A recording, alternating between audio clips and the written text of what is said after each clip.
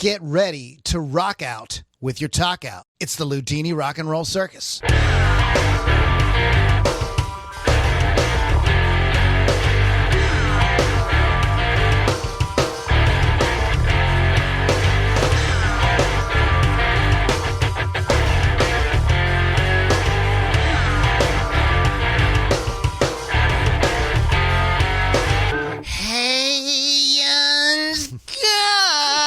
Welcome back, everybody. It is the Loudini Rock and Roll Circus.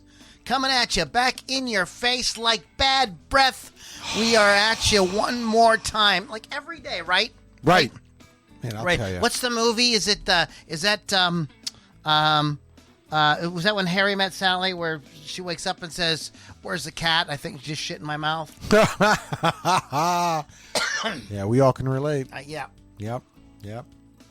So we're like the cat that takes a shit in your mouth every week. You're welcome. It is the Loudini Rock and Roll Circus. LoudiniRockandRollCircus.com is where you go for all your Loudini needs. And we know that they are many. That's why there's a lot of stuff there to do, including our YouTube archive, our interview archive, all the show notes, access to our private inner circle group, how to get my albums and things like that. LoudiniRockandRollCircus.com. WolfsCustoms.online, or find them on social media for awesome. Awesome. Totally awesome, dude. Awesome Levistum, baby. Wolfie. For awesome that's custom artwork done on your musical instruments, check out wolfscustoms.online or find them on social media. And, of course, none other than the folks at rockrageradio.com. Download. What kind of app is that again, Mr. Pittsburgh? Absolutely free. It is a free app for freaks. So if you're a freak like us and you like to hear great music programming 24/7, please check out rockrageradio.com. Yes. Check it out. Okay, so enough of all that horse shit. We are back. Horse shit. Last week we did Rush. Yes, we did. So there was a bye week, right? It's not like on the Steelers, they call it a bye week. Sure. Bye tour week. Bye tour and the snow dog. Little Rush humor there. Is that, we'll have to talk about Fly By Night, but I always kind of wondered if that was a kind of joke. Bye tour as in biter. Oh. Like a kind of a, Yeah. I don't know. We'll who knows? We'll have to save that for another Rush podcast. But if you've been checking us out, we've been doing a Rush podcast once a month called the Loudini Rock and Rush Podcast. So check it out. And it's just with the regular stuff. You don't have to search anything different. It comes up as on your, if you're subscribed to us on Spotify or whatever, it's going to show up as a regular podcast. Except it's all Rush, the greatest band ever. Yes. Did you see the meme with Paul McCartney and Geddy Lee, by the way? I don't think I have. There's a meme with them, and they're standing there looking at each other, and I think Paul McCartney has his hands up in the air, and Geddy Lee standing there, and the caption says, "When I find myself in times of trouble, Geddy Lee comes." Mother Mary comes to me, Geddy Lee, something like that. Geddy Lee comes to me. Yeah. I have seen it. That's pretty good. So, if I find myself in times of trouble, Geddy Lee comes to me. Geddy Lee is the greatest. Yes. So, anyways, he's the GOAT, as the kids today. Say that again. Greatest of all time. Greatest of all time. He's the GOAT, as the kids today say. Kid, the GOAT. Now get off my lawn. Get off my lawn, you goat. No goats on my lawn. Well, they could cut your grass for you. Well, did you see the Juicy? There, Juicy. The Juicy. Hey, Lucy, Juicy. On the other side of the railroad tracks there, off of Pike Street. Yeah. There's that. There's the Chartiers Creek. Sure. Is running there, and on both sides they will have goats. Oh yeah. To eat the grass. There's a company that does that. Yeah. They'll bring their goats to your area, and it's very cool. So, anyways, enough about the goats. Mr. Pittsburgh is in the house. What's up, Mr. Pittsburgh? How you making up, big guy? Hello, everybody. So, tell us what's new. I understand that you had a little bit of an adventure this week. Why? Look, Loudini, look at me right now. I'm looking at you. Here's looking at you, Mr. Pittsburgh. Thank you, buddy. Are the words "Please talk to me" written on my forehead? Am I missing something here? Wait a minute. Let me see. Actually, they are. Oh shit! Well, that mystery solved. So, I was out today waiting for some friends, and I meet the most interesting people in East Liberty. And so the building I was standing outside with the restaurant there, they have scaffolding up because they're repointing the bricks or whatnot, right? So I'm just sitting there kind of minding my own business. And this fella... This handsome young man. Fella came by. A big piece of man. He's having... No, sorry. He's sorry, probably, the story's not going in that direction. I'm still going in the wrong still direction. going crazy over here. And so I'm going to say the gentleman's maybe in his 30s or so. He's having trouble navigating around the scaffolding. He might be just a little bit lit. I'm just saying. No. Now, wait a minute. Just that a could little never bit. happen. You know why that can never happen? Why's that? Because it's against the rules of OSHA. Oh, that's true. So it would never happen. No, it's he impossible wasn't for that. working on the site. He was a pedestrian. Oh. But he was having trouble was a sped. navigating the walk. He was walking on the sidewalk with all the scaffolding. Now, rather than just walk by me like most normal people would, he stops. He's like, "Hey, man, have you noticed all the construction around Pittsburgh? Everywhere you go, man, on this street, downtown, everywhere I turn around the corner, there's more of them." I'm like, yeah, I know. It's a pain in the ass. He goes, the city council should do something about it. I said, you are absolutely right, sir, because, I'm very friendly.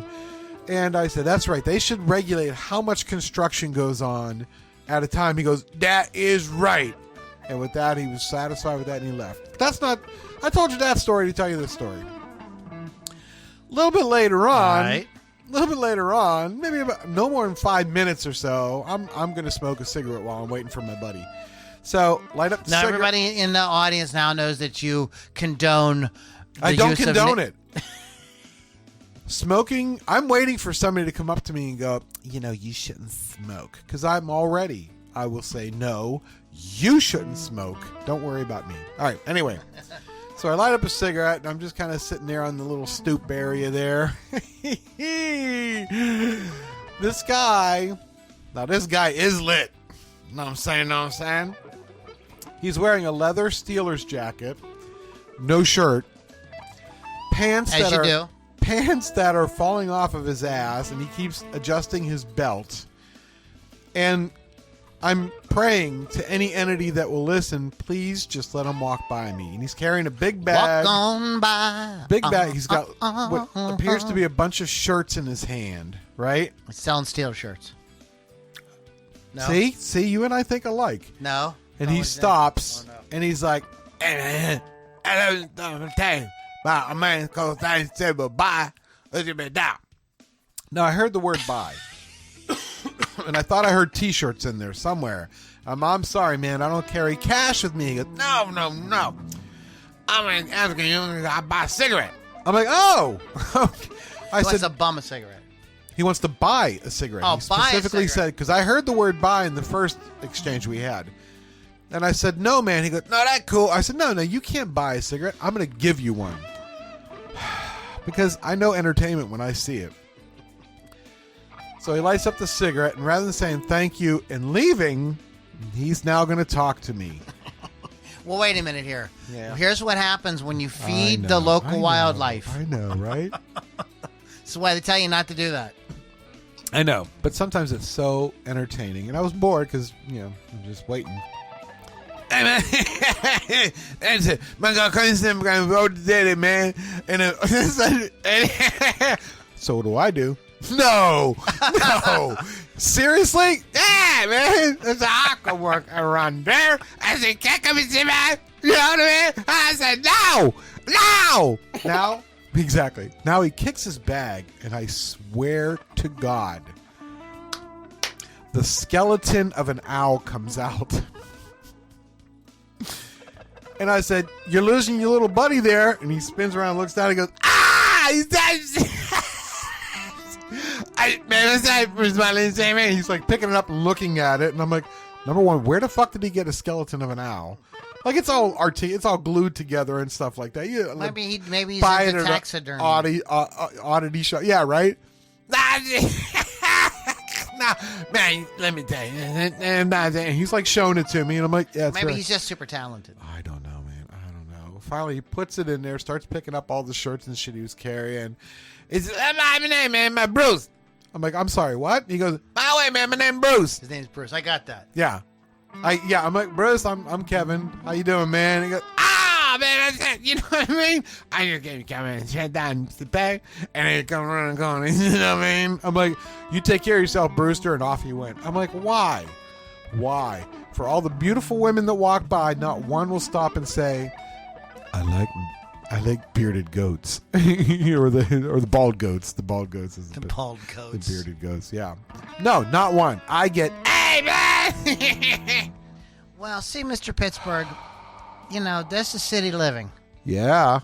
And, that's how it is in the city. We don't see it out here in Canonsburg too much. Well, let's be honest. Sometimes you do, but not like East Liberty. No. Not That's like Sliberty. No, that's a whole, situation 24/7. East Liberty, yeah. even Carson Street. Yes, that's another one. Butler Street in Lawrenceville. There's a ton of them. Yeah. Welcome Welcome to Pittsburgh, man. It can be very entertaining. I imagine it's no different than any other city. Oh, yeah. I'm sure you see the, I've you seen, get the videos you and have stuff from very Philly. entertaining folks Yeah, in yeah. Philadelphia and in Nice. Cleveland and, in Morgantown. Yeah.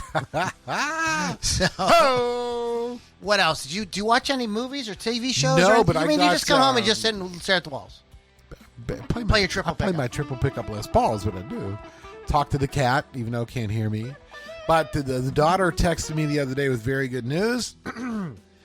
One of my favorite bands is coming to town next year, and that would be the Foo Fighters. We don't have a date yet, but it is confirmed that they're booked for a PPG Arena, so I'm very happy about that. So I guess I'll go. I guess.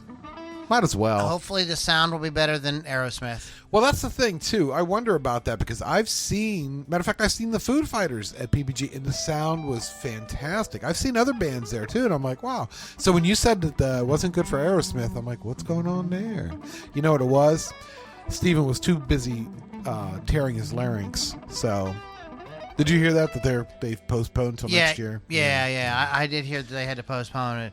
I don't know. Eric said he thought he was struggling. Like I said, I thought it sounded pretty good. Yeah. Just the But sound I will quality. say that I will say this. I don't think there was any shenanigans, tracks or Right. Yeah, They were blowing live. unless they were doing like a sound effect or Yeah, you know what I mean? yeah. Something like that maybe, But like they, the song sounded like they were actually playing live. You could, I don't know how to explain it. You could hear the human factor in Yeah, it. you could hear the fact these were guys playing instruments. It didn't sound. They sounded great, but didn't sound like the recording. Exactly. Yeah, It's yeah. 100. I don't explain it. I get You can understand when these are these are songs that if you grew up in Pittsburgh.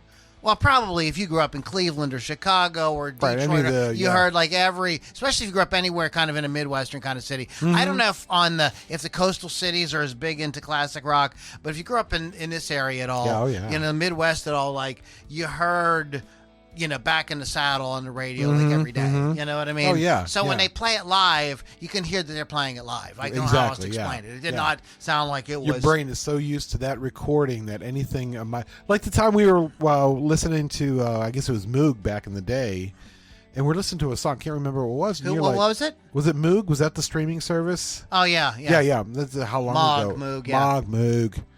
Moog.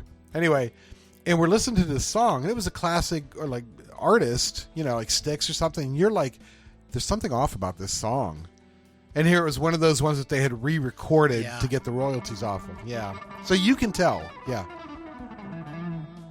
Yeah, Styx. They got a whole thing going on, but we're gonna get into Sure. that. All right. Foreigner. You'll all Journey be like, did it. oh, urgent, yeah. And you'll put on. You're your- like, wait a minute. Yeah. So we're gonna talk about streaming services in a minute here. Yes. Because I recently had that exact experience with Foreigner on YouTube Music, Oh, really? where You're like, wait. they were, I played a song, and then it played songs based on the songs I Right, played, and right. then one of the songs was a Foreigner song, and it might have been Urgent or Jukebox Hero, Mm-hmm. and I'm going like, That's not That's not right. No. That's what's his name? Kelly. What's his name? The new singer. Oh, I don't know.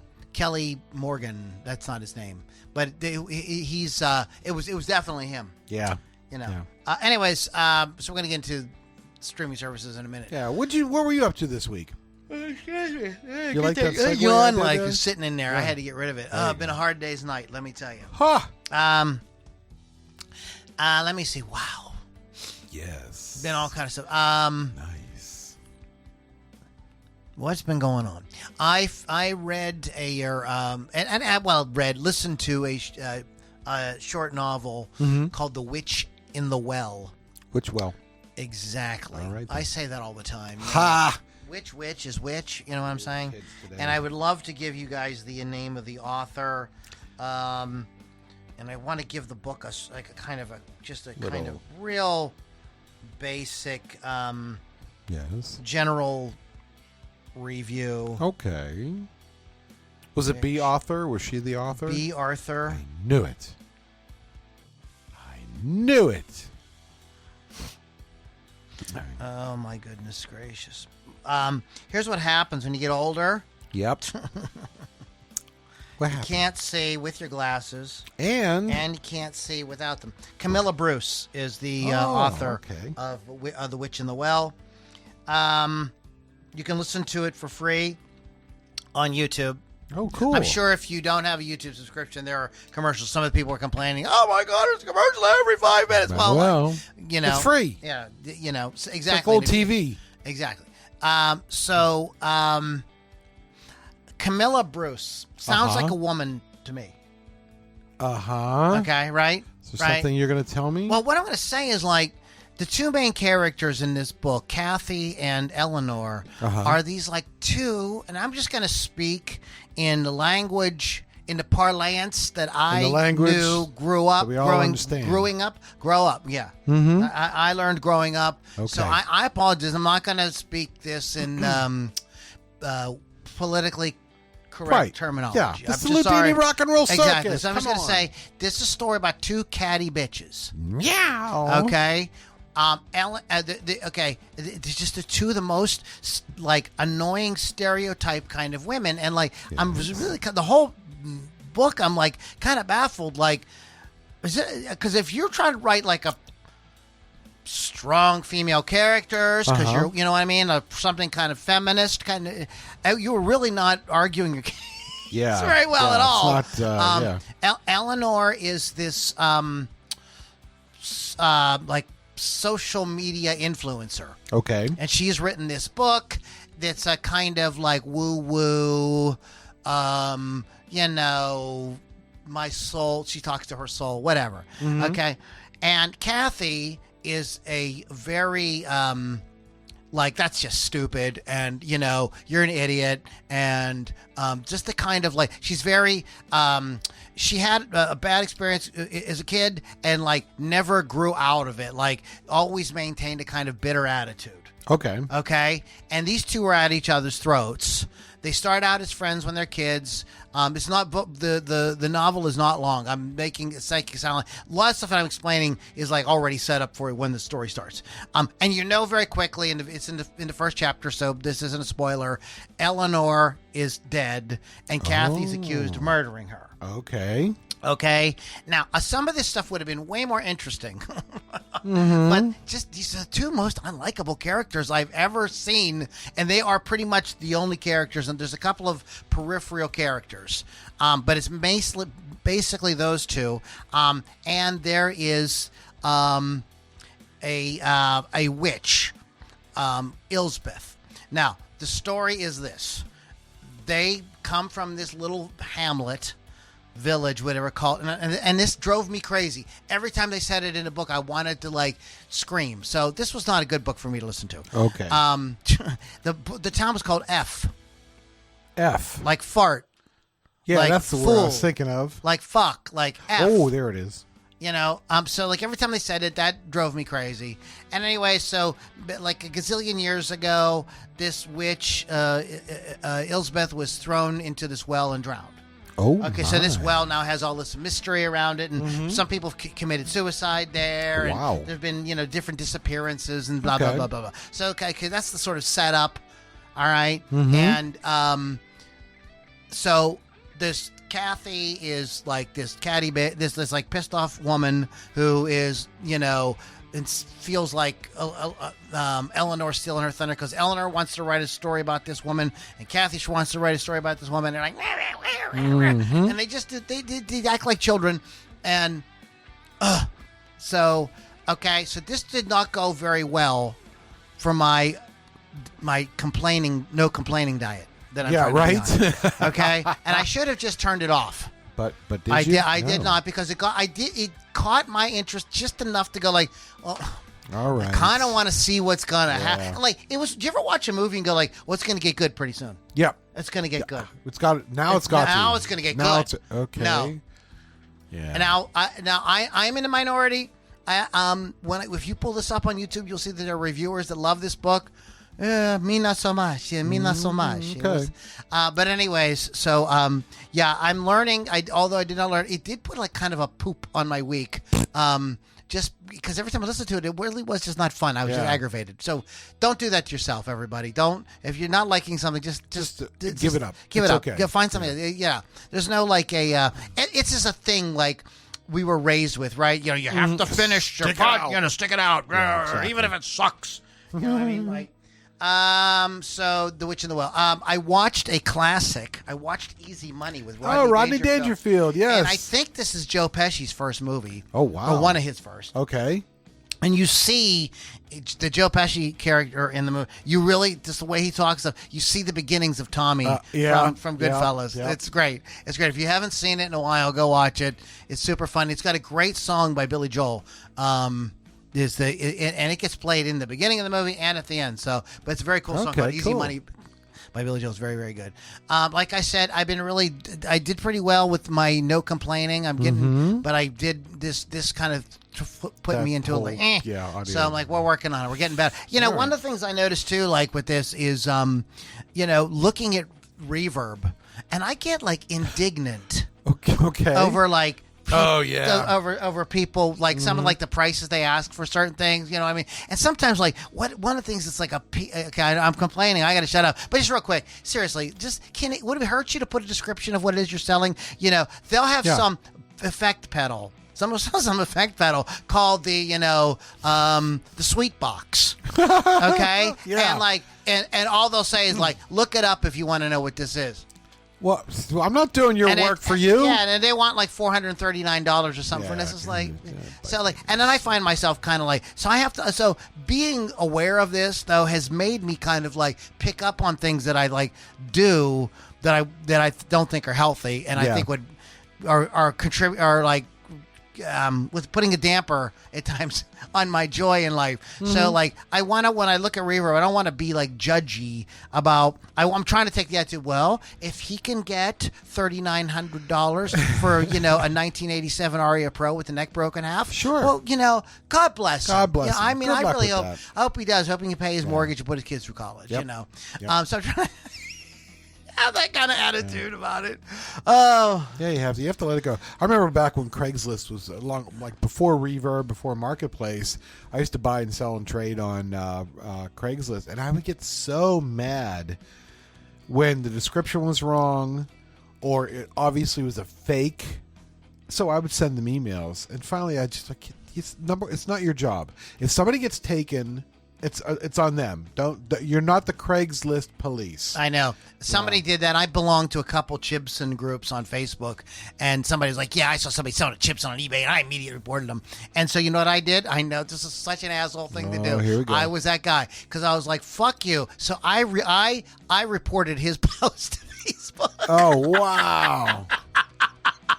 Oh, well, that'll teach him. I was like, how do you like to have your shit reported on? Uh-huh, Fuck you. Exactly. So I know that was shitty, Can't guys. save That the- was can't this save is the like world. confession time. That's right. I Yeah. shouldn't have done. I felt bad after I did. I was like, oh, look, you're a Karen. Oh, well. Karen Dini. So, At least I'm willing to admit it. Yeah, right. I had a Karen moment. I apologize. yeah. But seriously, it's like, it was just the guy's like attitude. Like, Yeah. He thought, I know. We're being silly. Let's have a good time. All right. So I want to talk about two interesting movies Oh. that I ran across. Now, these are movies I saw in the previous podcast cycle, but because we were talking about Rush last week, Right, we we tried to weren't keep it all able to about get Rush. to We them, didn't yeah. really get into any of this. There's two that I think are of note. One of them is a movie that is, I think a lot of people think that this is the typical cliche final girl teenage horror trope kind of movie. It's called Talk to Me. Okay. It is, I give it credit for really trying to do something different. It's pretty effective. It's not perfect. There are some genuinely horrifying and disturbing moments in it. So I would tell you, I would tell you to give it a try. It's gotten like pretty decent reviews from most of the people. You got to like horror. Like this isn't a movie. If you don't like that kind of movie, don't watch it. Like, and another one. Now I had talked about a movie. Spirit of Fear, a few weeks ago, month ago, and it was a movie where there was primarily one actor in the whole thing. Right. Okay, this is another movie that's very similar to that. It's called No One Will Save You. This is getting some accolades out there, except this the main character in this is a young lady. I'm not going to. You should watch. I think you should watch it. I think people should watch it. It's pretty good. It's one of those movies that kind of pissed me off because it could have been great. There's a couple areas where they fell down. I think overall it's very well done. It's like the cinematography, the acting, all of that's very good. This young lady, name I do not know, I think does a very good job of pretty much carrying the entire movie. She does a pretty good job. It's pretty suspenseful. You're pretty much wanting to know what's going to happen. You're kind of on the edge. It's not too long. A couple of things where I think they made mistakes, and if maybe you want to fast forward through this part if you don't want any spoilers, but I don't think that I think the trailer and everything pretty much tells you this, and it comes up very quickly. So I'm just going to say this in 5, 4, 3, 2, 1. It's aliens. Ooh, okay, so it's like a home invasion thing. And what Chris Stuckman said, I don't know if you ever follow him on YouTube. He said, imagine the third act of Signs just being one movie, just being a movie. Okay, that's what this is like. This is like the third act of Signs. Okay, and it's there's there are a lot of unique and cool things that they did with it. Where I think they fell down on it was the creature designs could have been like a lot scarier. We've seen this sort of big head, skinny body kind of thing, many times. There are variations on that are very interesting. But I think, and also like you could tell they were very proud of these special effects because they showed them a lot and in broad daylight. Oh, really? Okay. And not that they look bad, but like it lost the effectiveness. Right.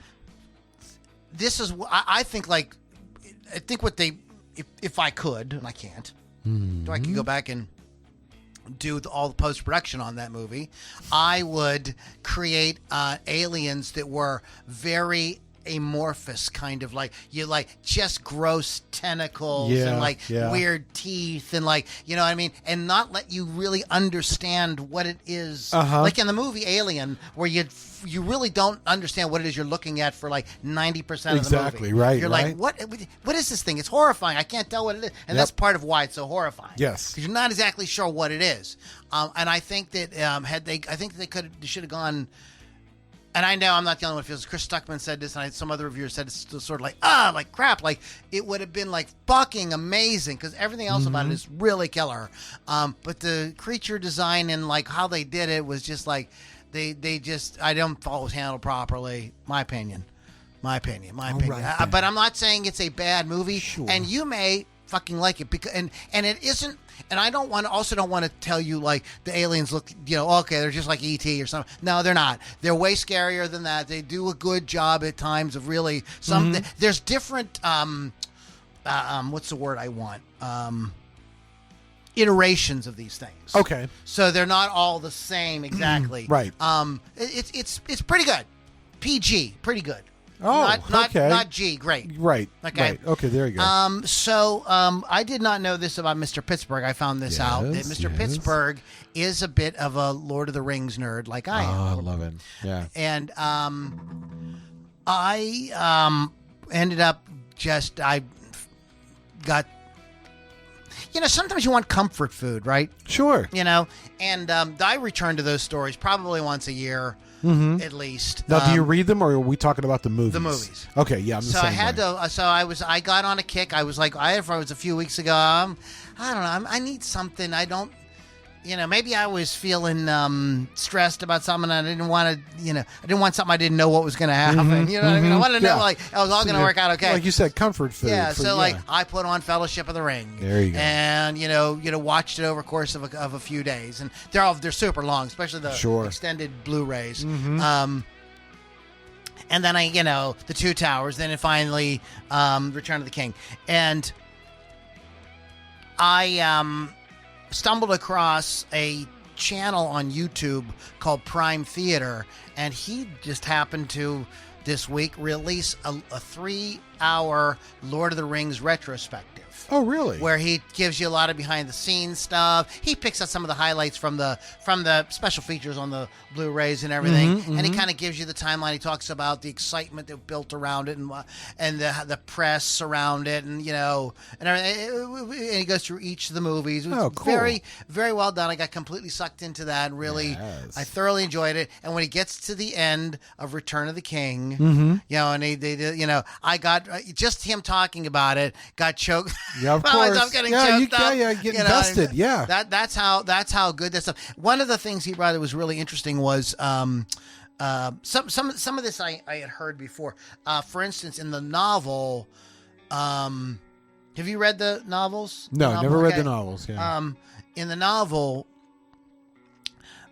what happens is Gollum and Frodo fight in Mount Doom. Okay. Gollum gets the ring off of Frodo. I don't know if he bites his finger off, but he does get the ring off. And as he's dancing around on the cliff there, he gets excited and he falls into the volcano. Oops. Yeah. And he falls into the volcano. And Peter Jackson and company just felt like that just like for the movie just was not going to be satisfying enough. Right. So that's why they made Frodo go back to try to get the ring, and they have that struggle, and then Sam saves him. And actually, J.R.R. Tolkien did say that he felt that Sam is the real hero of the story, and I agree with that. Yeah, absolutely. Every time Frodo, is like, ready to fuck up, Sam's like, Sam's right there. I can't carry the ring, but I can carry. I mean, how epic is that? Yeah, that's awesome. I mean, that's like one of those epic scenes in a movie, like ever. Yeah. So that was. It's a pretty good retrospective. Prime Theater. The guy. It's the guy doing a voiceover, well edited together, very well spoken. He knows his shit. I think if you're Lord of the Rings fan, you have fun with it. I've not read the books, and so I think I'm going to do them on Audible. Oh, there you go. And check them out soon. So that's pretty much kind of the past week or so. Some of the media and stuff that I've consumed. A bunch of YouTube stuff too, but we're not going to get into all that. Apparently, there's some shenanigans with some rock stars out there. We will have to pick that up in next week. Roger Waters is in hot water again. Oh, I see what you did there. Yeah, you see what I did there. Yeah. So let's talk about Spotify. Okay. So many people, have their shorts in a bunch about Spotify. And you shouldn't. So that's the end of the podcast. All right, thanks everybody. That was easy. Well, there's a lot of ins and outs to this case. A lot of ins and outs. In and out. A bit the old in and out, eh? Well, fare thee well, brother. Fare thee well. Let's talk. I'm going to throw a couple of numbers at you. Okay. The, 69, dude. 69. All right, welcome to 8th grade. My files. Here we go. Okay, so the latest music streaming royalty rates are as follows. Oh boy. Here we Some go. of these services I do not know. Okay. Okay, this is how many. I'm not going to go to the royalty rates per se, but I'm going to say this is how many streams it takes on each one of these platforms to make $1. Okay. Okay, Tidal Music. You've heard of Tidal I Music? have not heard of that. It takes 78 streams to make $1. Oh. That's actually one of the better ones on here. All right. Apple Music is 125 streams to make $1. Okay. Amazon Music is 249 streams Oh. to make $1. Wow. Spotify Here we go. is 314 streams. To make $1. Well, we're not done. Oh. YouTube Music is Yeah. 500 streams to make $1. Huh. And Pandora is 752 Holy streams cow. to make $1. Wow. Okay? Wowzy. Wow, wow. You're not going to make money if that's what you think you're going to do. Uh-huh. No. That's not Nope. how that's going to work. Right. Yeah. Okay, you're not going to make any money doing that, guys. Like, you know, it's like I think artists at my level know this. I think the problem is I think that some of these like the people like not even as big as Taylor Swift, but people of that ilk, I guess, you know, and all the sort of crying they do. I'm going to propose a conspiracy theory. Okay. I think that one of the reasons why Spotify is as popular of a platform as it is because of Taylor Swift. Because I'm just kind of wondering if, like, she went Spotify. She went blah, blah, blah, Spotify, blah, blah, blah, Spotify. She went over and over and over and over. How much attention do you think they brought to Spotify? Lots. Exactly. Lots of it. Exactly. And I don't know what she says she's making on Spotify. I would say whatever that is, that's a lie. She's probably has worked some kind of deal out with them. I'm sure. You know, and I'm sure that they're saying here in this. Whoops. You know, Lewis, did you close out of that? Oh, Lou. You big dummy. You big dumb head. beanie, you He's nut- a dumb head. you knucklehead. They're saying that Spotify's per stream, I heard it was 0.005, but this is saying it's 0.00318 Wow. of a cent. Cent. Of Every, cent. yeah. Wow. No. No, don't. It's of $1. What is that? That's like 318ths of a cent. Or what? How exact? I'm not good with math. All right, But we're it's at Spotify. Holy cow. yeah. So with a dollar, That's so a third of a cent. it's a third of a cent. One- Okay, yeah. Mr. Pittsburgh, thank you very much. A third. You make a Wow. third of a cent. Brought a third of a cent. Yep. So you mean you have to stream it 3 times Uh-huh. to get a penny? Just a penny. Just to get a penny. Exactly. Wow. What? Let me ask you a question. Sure. Let me ask you a question. Please do. When did Spotify ever come out and say, yeah, you know, we want to be the platform where artists can really make a good living? Never. Exactly. I don't think it was ever said. Never. I don't think they promised that at all. What I believe they promised is the people that subscribe is like you're going to be able to listen to music, download it, etc., at a really good price. Yeah.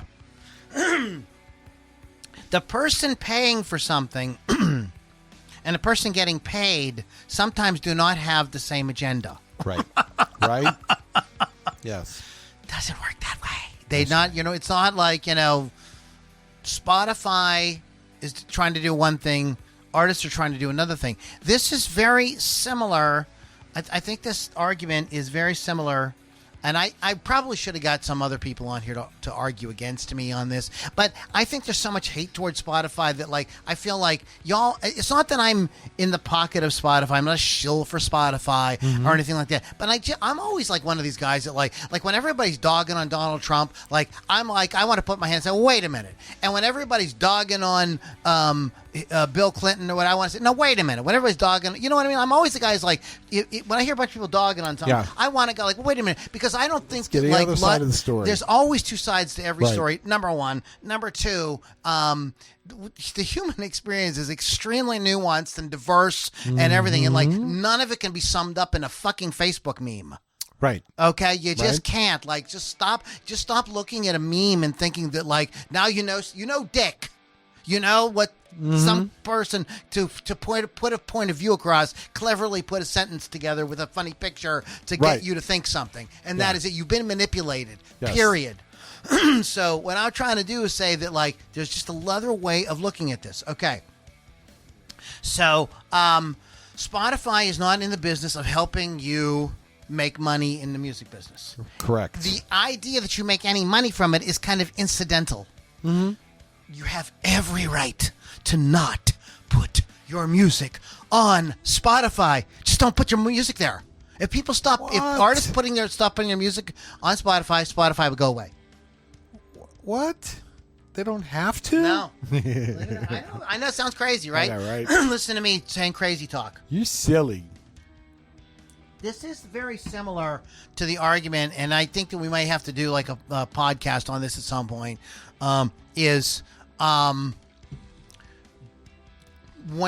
Whose responsibility is it for people to be at your gig? Yours. Or the club owners? Yours, basically. Yeah. That's up for debate. There's a lot of musicians Yeah, that well, say you know. say something else. So there is this. You have a wrong. You're thinking wrong, boy. Let me straighten out your out your mind. Yes, sir. You got your mind wrong on Yes, the sir. subject. Yes, you sir. got to listen to the reason. Yes, sir. Spotify is not about helping you make money. Spotify is a place you could put your music in. Oh, and guess what? You know, we'll do you the courtesy of letting you make a few pennies off. Right. Do you when you put out your music on Spotify? It doesn't cost you anything. I hope you know that it doesn't cost any money to put your music there. Okay. Okay, at all. So they're providing a free platform for you. Yeah. I don't care. You know, as long as you don't do anything like too crazy, they're fine with pretty much any band that wants to put their music there. Okay. And there are so imagine this being an artist. Let's see if you can flash back to like 1979 Okay. and a retailer like Kmart. Sure. Right? Yes. What do you think a band had to do to get their album in Kmart in 1979? I don't know. Yeah, do a lot. You have to I was like gonna say, like it's- by it just doesn't happen. By the time it got there, like thousands and thousands of dollars were spent. Right. You know, I mean, it was tons of people involved. You know, you had to be signed. You know, you had to have. You had to go into a really expensive recording studio. You had to pay for mastering, which is insanely expensive. You know, you had to hire a producer, insanely expensive. There were additional musicians you need. More. You know, tons. You know, there was pressing and all kind of stuff. You know, and then it had to be on vinyl, had to be on 8-track, had to be on cassette. And there was all this stuff. Manufacturing costs. Right, Yes, you yes. know, and then you had to make sure that and there was all along the way, everybody there had to get paid. Right. Okay, including the final distributor that Kmart bought from. Right. Okay, you don't have to do any of that now. Yeah. You put your record up through something, I think it's like CD Baby, and they automatically put it on Spotify for you. Wow. Y'all ain't doing shit, I know. okay? And you're crying, Yeah. all right? Just calm down. Just calm the fuck down, all right? An artist like, and so like I'm kind of bouncing around a little bit, but like really, an artist like Taylor Swift or Metallica or U2, do they need Spotify? No. I don't really think that they do. No. No, sir. I don't think that they do. In any case, so that's not what it's there for. You're not understanding what the platform is there for. Now, I'm going to ask Google a question in front of Okay, go everybody, ahead. in front Okay, of here we God go. and everybody. Yeah. Does Spotify make a profit? According to Washington Post, Spotify has never turned an annual profit. It seems to be in perennial startup mode, as music royalties expert Phil Bird recently put it. Well, interesting.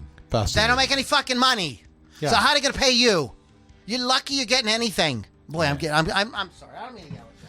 I mean, it's just that, like, this just, I just really, you're not, the attitude you have, this sort of entitled attitude is not helping you. Just, I'm going to talk later about how Spotify can be like really beneficial to you in a couple minutes here. But just first of all, let's dispel some of this stuff. About it. It's not there. It's not there for you to make money. But it is a convenience for you to put all your, if you have great music and you have great artwork to go along with it. Now you can maybe you have a chance to kind of get noticed. Now, here's what you guys don't understand. Like, the radio isn't much better. A lot of people say, well, you can get 12 cents per play on commercial radio and like 5 cents on college radio.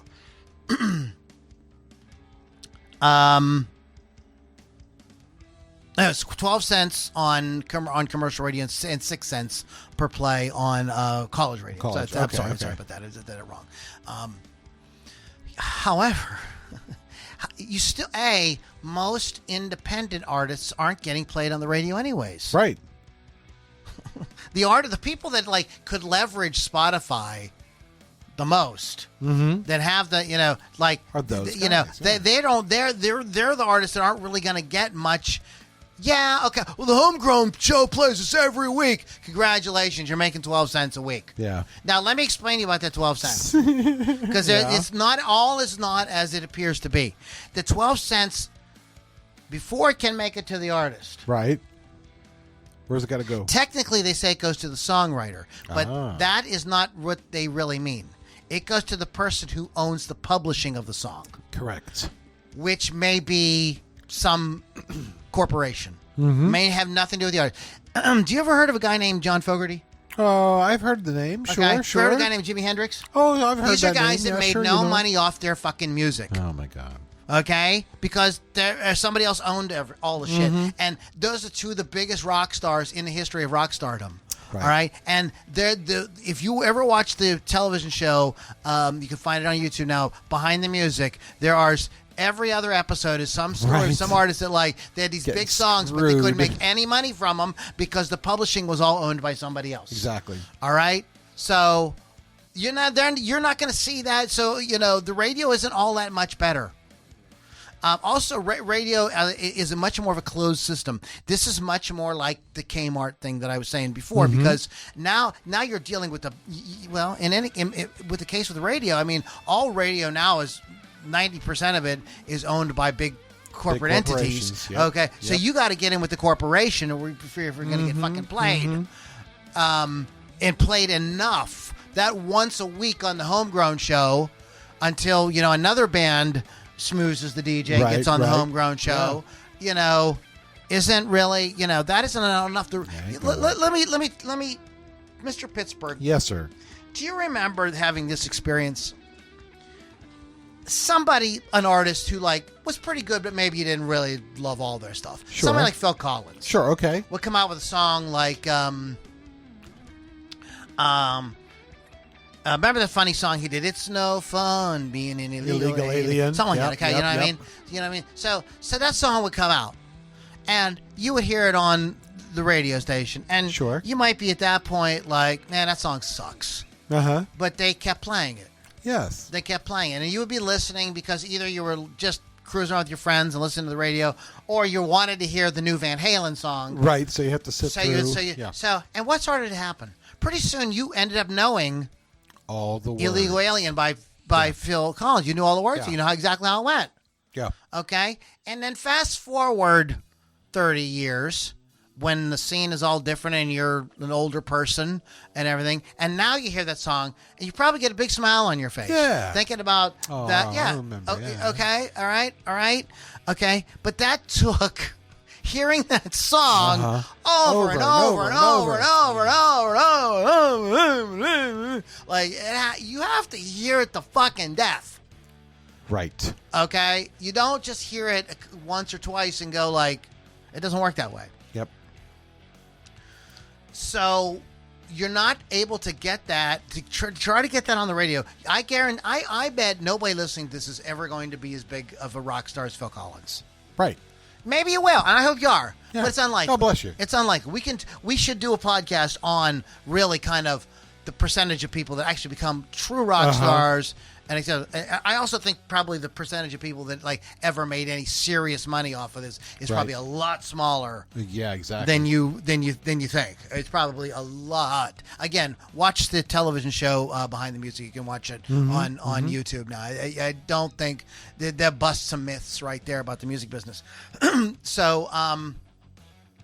So they're not ripping off artists. They're actually providing you a platform to put your music out there. Well, no, I mean, I could put it on, what's the, SoundCloud. SoundCloud, Yeah, but that's not a platform that, like, John Q. Public really uses. Exactly. That's like who uses SoundCloud is like people in the industry. Like, when I was working with publicists and they wanted me to hear their artists so I could interview them, they would send me their SoundCloud link. Yeah, okay. You know, sometimes artists will be using SoundClouds to send files to the person who's going to maybe do the mastering or whatever. So it's like a kind of industry thing. It isn't a layperson type thing. So it's really, Spotify is a way that like it has surpassed iTunes in the way in which most people consuming music online.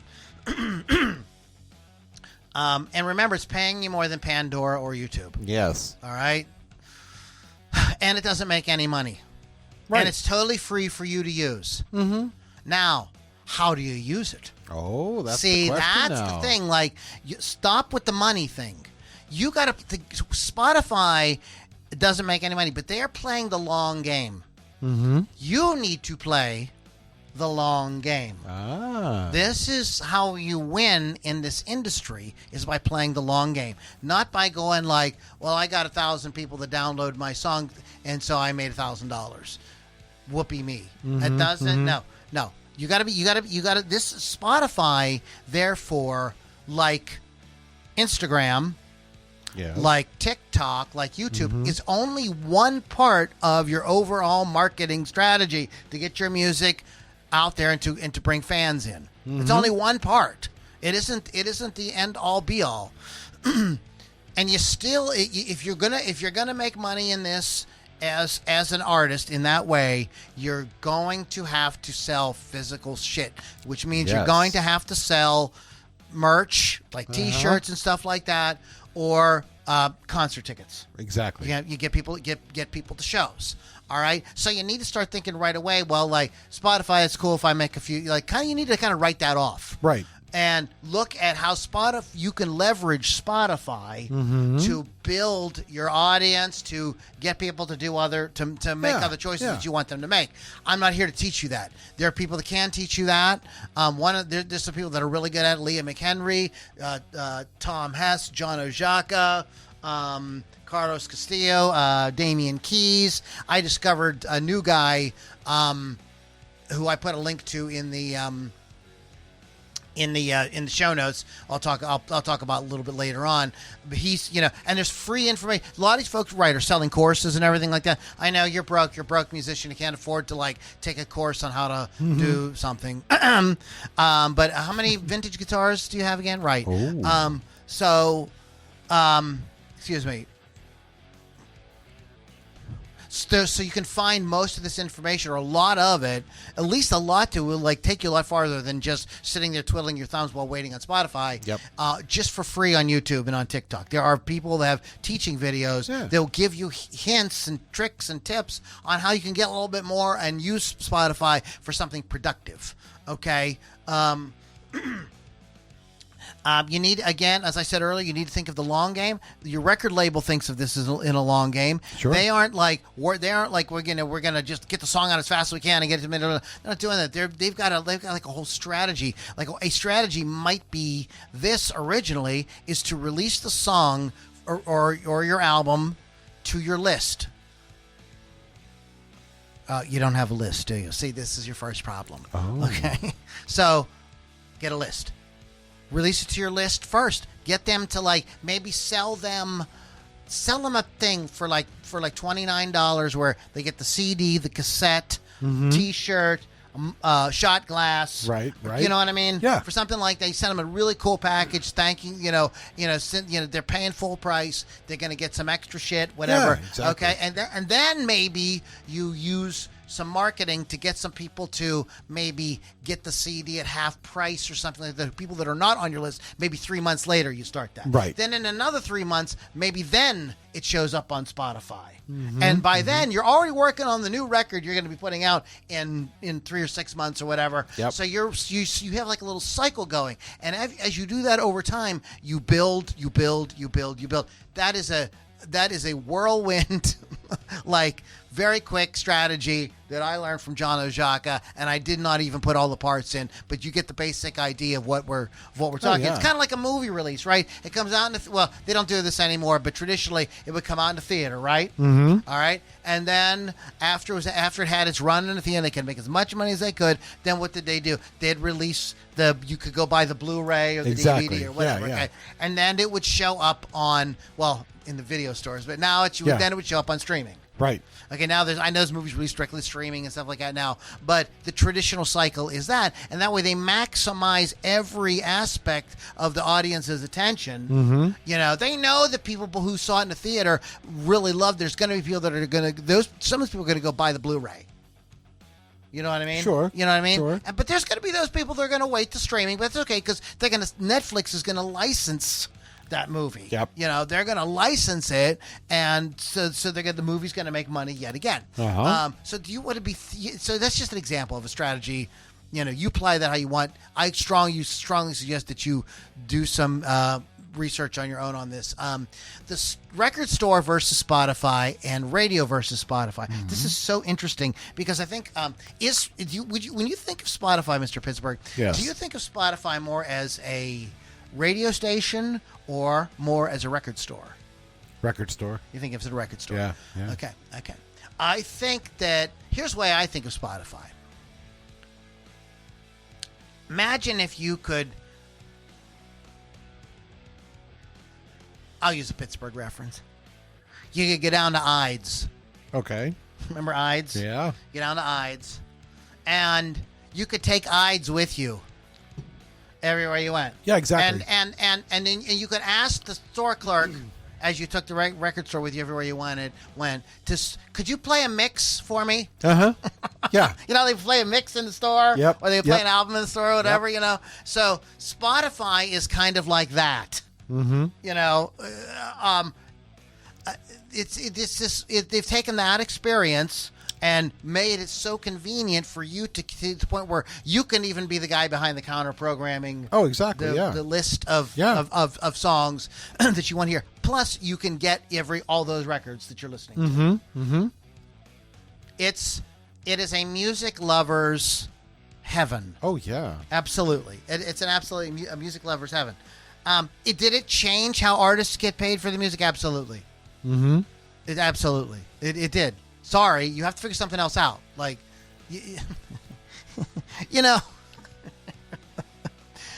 that was a very short period of time, if you think about it, where artists were making money from records and everything like that. In the grand scheme of the whole history of music on this planet, yes, that's very small window. Right. That's very, very tiny. That's a minuscule. Yes. Okay. You're gonna have to find out, and you just gonna have to find other ways. And there's people that can teach you. Go find them. I'm not here to teach you that type of stuff. That's a different podcast. So I'm just trying to give you guys different ways to kind of like think about this. I think a lot of artists want to have a set and forget mentality. They have the fantasy, it's as easy as fishing. You could be a musician if you could make sounds low and mellow. Get a secondhand guitar, chances are you go far if you get in with the right bunch of fellows. People see you having fun, just laughing in the sun. Tell them that you like it this way because it's the work that we avoid, and we're all self-employed. We love to work at nothing all day. I'll be taking care of business, right? It's exactly. that people think that song is reality. This is not fucking how music business work. Oh. It's not as easy as fishing. No. But I think that like artists have a fantasy that like, I want to get up in the morning and like write some songs and then just like go party with my friends. You know what I mean? No, this is a business. Yep. Yeah. You decided to go into business. You're one of those crazy people. All right? And business is, requires a lot of energy. Yes. You know what I mean? Like, it requires a lot of creativity. It requires thinking fast on your feet. At times it requires very long hours. Not always, but a lot of times it requires very long hours. It requires you to wear a lot of hats. Uh-huh. And there's a guy on YouTube, and I follow him. He's got a good channel. He's a very talented musician, but I disagree with his kind of attitude he's some videos really kind of decrying the fact that he has to do so much social media, and he really hates Spotify. But I just think that, I don't think that lazy, but I just think he's maybe in a little bit of denial that that we're not putting that genie back in the bottle. Right. Like, we're not going back there. That's never going to happen. We have a movement in human culture towards convenience. Mm-hmm. It was just, one of the beginnings of it was the convenience store. Sure. It's 1 Right? o'clock in the morning. You want some Doritos? Exactly. It's How convenient. convenient. How convenient. Yeah. And as technology comes into play and gives our lives more and more and more and more and more convenience, other industries will have to change. Right. I'm sorry. I know it sucks. You're a great guy. You have a great YouTube channel. You're a fantastic musician. I just don't know what to tell you. I watched your videos on it, and I felt bad for you. I get where you're coming from. You don't want to be, you don't want to be making social. You don't want to be a content creator. You want to be a musician. I totally get you. I totally feel you on that. But it's not. That's just not the world we live in, and I don't need to tell you that. I'm preaching to the choir, brother. You know more about it than I do, and I'm not here to criticize you. And I hope if you ever hear this, that you take this with the spirit that it's intended. And all you guys listening, I'm having a little bit of fun in the beginning, kind of yelling and carrying on a little wee bit, but it's just not the world we live in. You just forget all that stuff. Just, you're in business. Sometimes it's a motherfucker. You know what I mean? You get kicked in the teeth. You got to get back up. You try 5 things. 4.5 of them are fucked up. You got to redo that's just, that's just business. It ain't. What's the line from Rocky? It's not how many times you get knocked down, it's how many times you get back up. Exactly. It's tough. It's tough, and I don't think it's ever been easy. During the so-called golden era or golden age, there was all these hoops you had to jump through to even make a record. Exactly. There's so many artists that today, if we still had that system, they would never. A lot of artists we play on New and Notable, they would never have records out. They wouldn't be able to afford to do it. So this has created this environment where there's so much amazing music, and one of the issues is objective curating versus subjective curating. Is that the word I want? A curator curates. Yeah, you're and curating things. Okay, okay, make sure I'm correctly saying that. Sounds good to me. So we're relying on curators to do this. I believe that it's the shows like mine and all the shows on Rock Rage Radio and stuff like that are curating. We are saying, folks, hey, this is cool. You should check it out. Yeah. Okay, that's what. And I think if you were back at the corporate system, I think a lot of y'all are looking back with rose-colored glasses because a lot of your music would never get heard. You wouldn't even get a chance to make it, to even make the music. Right. And that would and when that was happening, that was a shame because there were tons of talented artists out there. We all knew they were in every city. You go, oh my God, that guy's so good. Why can't he make a record? Because he needs $10,000. Yeah. You know what I mean? So what we have now instead is we have so subjective curating is like the DJ. It's like what we do. It's what maybe like I do with my own Spotify and YouTube playlists. It's me just kind of going, I think these songs are cool. They kind of go together. Let's, you should listen to this. When we say new and notable, we're curating for folks. Right? Exactly. Yeah. Objective curating is done digitally. This is what the Spotify and YouTube algorithms are doing, okay? This is a monkey in the wrench because, so many times, I want to hear, I'll put on something because I'll put on. Oh, I'm trying to think of. I just want to think of a good of a good example. I'll put on the Talking Heads. Okay. Because I want to hear some of that type of sound. Right. Okay. What Spotify and YouTube will often do is they'll be like, oh, he wants to hear music from the same year or the same era. Right. Yeah. So, yeah. like, I won't hear other bands that are kind of in the Talking Heads niche. What I will hear are other bands that kind of were Came out out in at that- the same yeah, time. exactly. You know, I might hear Bon Jovi, Right. and stuff like that. Right, Like, right. I'm not knocking any of that stuff. I'm just saying that, Yeah. like, if you're thinking in a certain way, so the algorithms don't work in the same way that like a curator works. Right. They can only go off of very certain. They have to go off of like just certain parameters that have to be programmed. Somebody has to guess. Mm-hmm. Okay, and maybe that day, and then maybe there's a day where no, I want to hear songs from 1983. That's why I picked "And She Was" by the Talking Heads. Because, Right. You know what I mean? You know, so it'd be great. You can't. The algorithm's never going to be able to help you with that. All right. So understanding the algorithm and how to leverage the algorithm is a big way to kind of, again, use Spotify as a tool, and maybe you put a couple of bucks in your pocket. But I can't reiterate enough that you should just kind of look at anything as that as kind of beer money. Exactly. Yeah. We already mentioned ease in human nature, that we're moving towards a society of more and more conveniences. I predict this. I don't know if this will happen in our lifetime, but I think it might. I think we're going to get to a point with AI and digital technology that you're going to be, these people go like we were talking about Lord of the Rings. Right. And you may be a person of a different ethnicity and say, this really sucks. There's no Asian people in this movie. I want to see Lord of the Rings with all Asian cast. And you probably be able to plug in some kind of app that will do that for you. AI to the rescue. Exactly. You'll probably be able to go I was talking about that movie. Let me go back to it. No One Will Save You. And Right. they're not liking the aliens. Yeah. I want to take the aliens out. Yeah, I want to do different aliens. I'm going to tell you we're going to get to that point, just like we are now with music. There's software now that pulls all the tracks out now. Oh, yeah? You can take famous people's music and remix it the way you want. Holy cow, that's crazy. Yeah.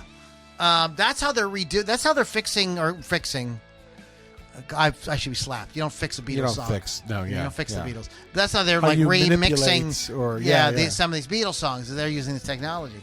Wow. So there's going to be time in history when I thought that last Indiana Jones movie sucked. Here's how I can make it better or good, whatever. You know what I mean? Yeah. Exactly. I'm gonna put out The Godfather, but all the dialogue is gonna be turned into farts. You're gonna be able to do stuff Finally, like that. now we can. Now AI is good for something. Exactly. Yeah. So ease in human nature. Ease is part of human nature. And one of the things I do want to bring up about this, before we finish up on this topic, is I think that with people, a couple of things you guys got to think about. Your competition is not other bands. Your competition is TikTok. World of Warcraft, whatever local sports game is on that night, right. Whatever is streaming on, Netflix or Prime that's hot. You know what I mean? There's people have their leisure podcasts. Your leisure time now. You have so many options that people in the 70s and 80s didn't have. Even in the 90s did not have. Right. You were really still stuck in the 90s with like the few radio stations you could pick up. Exactly. Yeah. That was it. If you liked music videos, you had to watch MTV or VH1 and wait. And that was it. To see the video that you wanted to see. I mean, now that people can kind of pick and choose and do all their stuff, you've got to find a way to kind of jump into that stream and find a way to become relevant. That goes beyond the scope of this podcast. I'm not here. I will refer you to some folks who I think, like I said, John Ojaka does a good job. Leah McHenry is absolutely fantastic at this. Damian Keys, Tom Hess. Go find those people and take their courses. You're going to have to learn, guys. You can't you don't need, maybe you don't need a music degree to make music, but you probably need some kind of additional education on how to do the business end of it, for sure. Yes. I'm going to I don't want to play this video. I just want to say who did it, who the channel is. Let me go ahead. Okay. Andrew Southworth. Is that it? I believe so. Yeah. Southworth. Yeah. Andrew Southworth. Find him. I put a link to it in the show notes. Why Spotify hates your music. It sounds like a negative kind of thing, but what he does in that video is he explains how to leverage Spotify to get it to do more of what you want it to do, to be more of a benefit to you. Okay, and he is, there's tons of people. I mentioned Damian Keys a bunch of times. He's really big with Spotify. Check that stuff out. Cool. So I put some links in there. Let's talk about music. Okay. Frontiers Music. I love those guys. I know. They released a music sampler Oh, really? today, and I'm actually going to play one of the bands from it in a minute. But let's just hello, come in. Come on now. Come on, computer. Computer. The first band is Eclipse.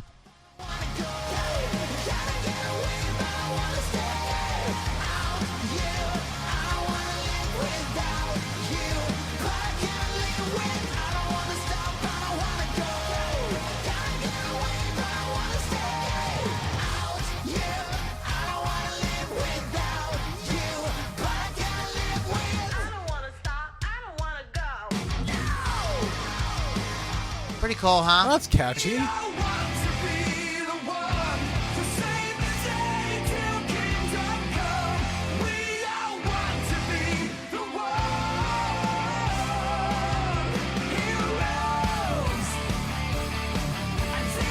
Butt rock, but good. Vega. The band's called Vega.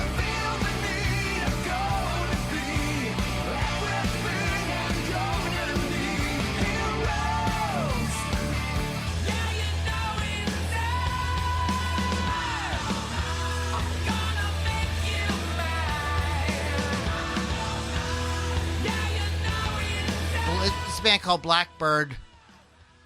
It sounds a lot like Rat to me. Oh, yeah.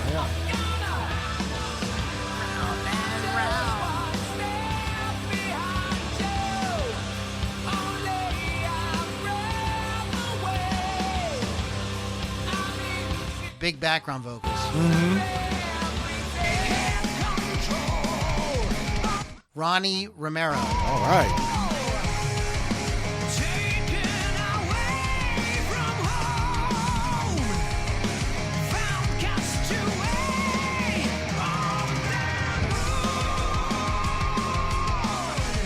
Ronnie James Dio Romero. Yep. Yeah. Right. It's really got a Ronnie James Dio thing going.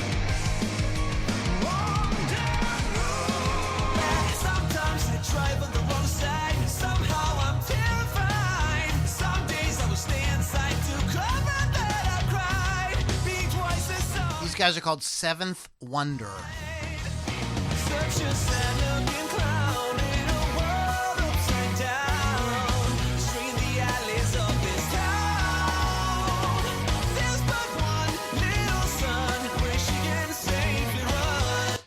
Heavy Very rock cool. for like music school. They sound like music school guys. They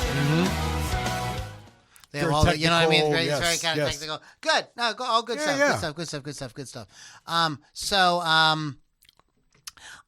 There's a band that I discovered because of Justin Hawkins. I'm such a fanboy. I have to admit it. But this is a band called the Viagra Boys. That's a great name, right? What's up with that? And, they've had. Oh man, wait a minute.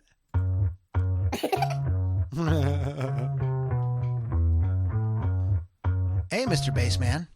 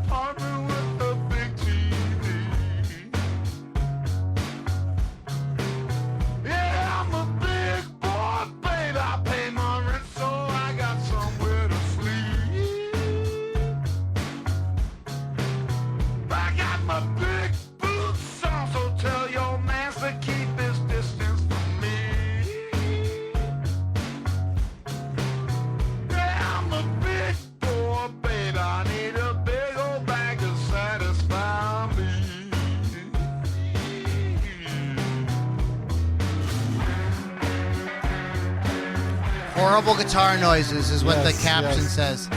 This is a lyric video. It says when the guitar comes, Wow. it's horrible guitar noise. That's Nice. great. Okay, what do you think about that? It's weird. That's very interesting. It's very weird. Good. I was gonna say it's one of those ones though. I'm like, I'm just gonna keep listening to it though, just to see where it goes. Okay, let's see if we can get Viagra Boys. we can get some info. Viagra. You know, now that you've typed that in, you're gonna get all kind of pop-ups for Viagra. Well, that was the first thing. 'Cause Viagra pills came up first. no, of course it did. So let's see. Who are the Viagra Boys? Okay. They're Swedish.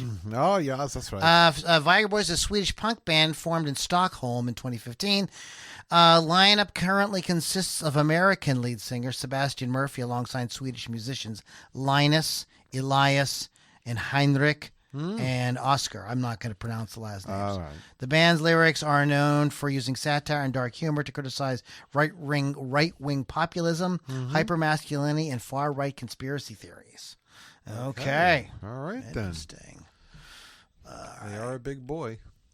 Oh, goodness. Interesting. So I got some other shit for you Yeah, guys. yeah. I got some other shit. Some other shit for us Speaking of there? Eclipse, these guys, this is another song they have called The Hardest Part Is Losing You. Okay. Let's get your sort of opinion on it. And I want to play another band for you in a little bit. Okay.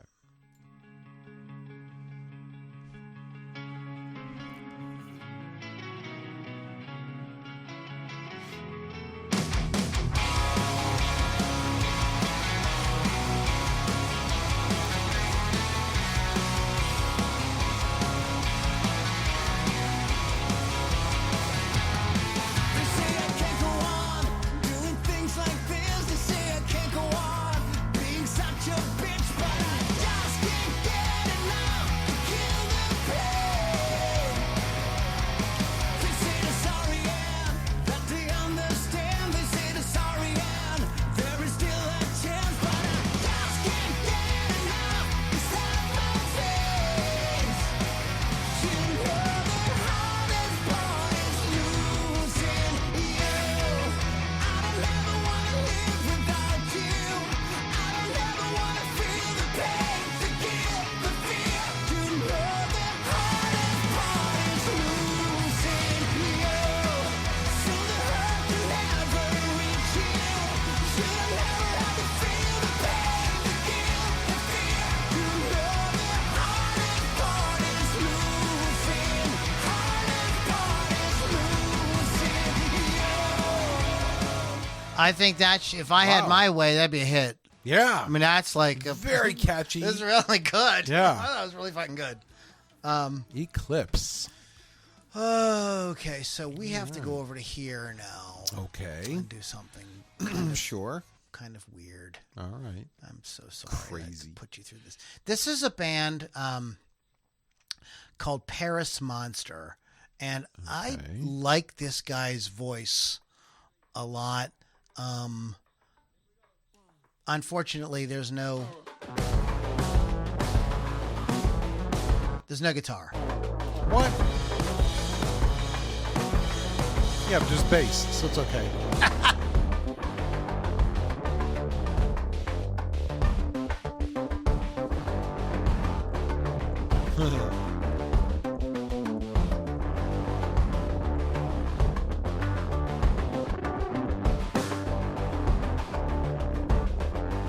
The light is new. The night expelled. The barn is cold. My joints have swelled. The girl is gone, and so compelled. The father is beginning. He's saying, love yourself again, then she'll love you. But be prepared to love her for a lot longer than you'd like to. These guys are interesting band. The Yeah. lead vocalist is plays drums and a bunch of keyboard stuff, and is then there's a bass player who's got a lot going on as well. Oh, yeah. So let's see if we can get a little information on Paris Monster. Paris Monster.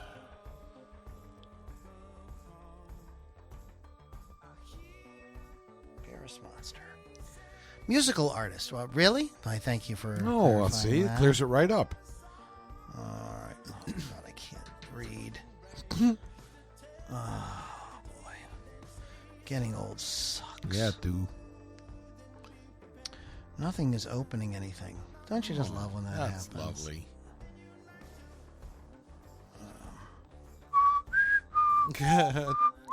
Talk amongst yourselves. Talk amongst yourselves. I'm so sorry about this, guys. There's like, I'm looking for bio. Let's see if there's something here. I didn't intend to talk about these guys, so in my defense, Yeah, you had nothing prepared. I didn't really have You any. ain't got nothing prepared But I for was these thinking guys. about. I started thinking about them. Like I wanted Mr. Pittsburgh Yeah. to hear quite them. interesting. Home, music, store, live, videos, lyrics, contact. Okay, I can't find a bio on them right off the Come on, Paris top. Monster, get with it. Yeah, they're on their own record label. The record label is called Paris Monster. And they're called Paris Monster. And there's two guys that are, I think, pretty talented. I think that the guy's voice reminds me of Paul Carrick a bit. Okay. Yeah. Yeah, kind of that kind of like soulful kind of thing going on. But yeah, All right, then. Okay, cool, guys. Let's go ahead and get this because it's just too damn. Too Is that a crowded cricket? up there. Yeah, outside. That's outside. Okay. Crazy. Okay, we'll get a little background music. All right. All right. So that is what is happening with some newer artists that Well, you might we want to check out. talked about. I'm going to throw my 2 cents in right now. We talked about this in the past, and I totally agree because I kind of fell under that. Oh, screw Spotify! They're not paying these artists. Well, yet they're not. That's not what they're for. Like back in our day, an artist would do an album and then go on tour to promote the album. Right. It don't work like that no more, right? Now it's almost like you do an album and promote that music to support your touring. That's where you make your money now. It's almost flipped. Yeah, you used to make the money on the recordings. Right. Right. I think you said it backwards. You used to tour to sell the albums, correct. Now you Make the now you make albums. the albums so they give you like some promotion Yeah. so people know about it so you can go out, so you can get paid. Exactly. for And the that's tour. how people need to look at things like Spotify and YouTube and all that stuff. That it's promoting you. I think so too. Yeah. And when I know some other podcasters are very frustrated, like I am, about my inability. Like I can't. I am very limited to what I can do with this podcast because we play the music. Right. Yeah. Facebook and YouTube, they don't want to hear that noise. Oh no. And that's because they don't want to pay. Right. What YouTube and Facebook should do is they should go get ASCAP and BMI licenses. And then let anybody play whatever. Exactly. I mean, those two companies, for the gillions of gillion dollars they're making. Oh yeah. Come They can on afford it. Come on now. Come on, simmer down. It's Ludicrous. yeah, ludicrous. And one of the things that has happened is technology companies are taking over everything. I mean, that's why you have, we're streaming movies now Yeah. and all of this stuff. It hit the music business first. The movie business is suffering for it too, and they're going to suffer even more once filmmaking becomes completely democratized and people can do it all inside the computer. Right. You see what's going to Watch happen. out. Yeah. You see, wait do you see? You're going to see all kind of shit. You're going to see Snow White in blackface. Whoa. Somebody will make it Oh my. just to piss everybody My. off. Remember, you heard it here first. And I also think another issue is I wanted to mention this earlier is I think some folks are a little suspicious of music or cynical about music because of auto-tune. And what they perceive people are doing with and a lot of people, quite frankly, are doing with Pro Tools. Yeah. When you make music entirely in the computer, I'm just saying. I don't really want to criticize anybody for doing that. I mean, I think that there's some great music done that way, but it's also, you are not having the same type of thing with human beings plucking things, beating on things, singing into things. You know what I mean? Yeah, exactly. It's just a different. It's a different. And I think that there's a funky kind of perception about it in people's minds. Beat mapping everything and auto tuning everything. Making everything. Rick Beato did an episode, and I where he was showing different songs that the song sped up in a chorus, but then it came back down. So it wasn't like the band was just bad and couldn't play in time. Right. And one of the songs I believe was I think it was Back in Black. AC/DC, yeah, exactly. The verses were in one tempo, the choruses were in another. Phil Rudd would bring it right back to where it started. And you're not getting that. That's a huge feel thing, and it makes music of that. It's whenever you watch a movie from yesteryear, like I watched Easy Money. It just looks different than movies made today. It just looks, it has a different feel to it because that was shot on film. Right, light was hitting a thing, and it was being captured, and whatever. I'm not. You know what I'm saying? Yeah. You know what I'm saying? I know exactly. That was actually being captured on film. There was some analog process involved. Right. And movies today, they have a different look and feel, and it's because they are digital. Yep. Music, the same way. Music has been there, got there before music did. Music got there before movies did. Excuse me. But we definitely have this. We definitely have this thing, and then people get the wrong impression about music. People think that I saw this again on a lot of videos I watched on this topic this week, where people, the problem is today's music is so terrible, blah blah blah. I'm like, no. Did you just hear the 3 bands we just played? Yeah. None that was terrible. No. Really you know what good. I mean? They were all very diverse, did different things, all guys playing actual instruments, doing actual singing. Yeah. Probably a minimum of any kind of vocal tuning, if there was any. Probably, I would say this band, Eclipse, they have that super clean kind of vocal production. Yeah. It makes me think that maybe they were gussying it up a little bit with some. You know what song? The harmonies are done by manipulating autotune. Is "Fly Away" by Lenny Kravitz. Lenny, yeah. When his background vocals come in, "Fly Away." That's he just sang one note and they manipulated it with. Yeah, it's very cool. I didn't know that until you told me that. Yeah, wow. It's used as a special effect. Yeah. Yeah. But it's used well because you really can't hear it, even after you know it. But it does give it a certain sound. Mm-hmm. It's a certain kind of when you do listen to it, you go I think it was some kind of vocal processing. You kind of start to pick it up. The Wings of Pegasus, I've recommended his YouTube channel before, but he's really hot. He's all over the auto tune thing, and he analyzes that. It's very, very, very interesting. Cool. Anyways, guys, that's it for right now. We will be back next week. Yes. Go to rockrageradio.com, download the free app. Go find Wolf's Customs on social media, or go to wolfscustoms.online. Get custom artwork done on your musical instrument, and go to LoudiniRockandRollCircus.com for all your Loudini swag and information and links to all kind of fun stuff that we do. And that is pretty much it. We're kicking around a couple podcast ideas for next week, but stay tuned for that. Nothing's sticking yet.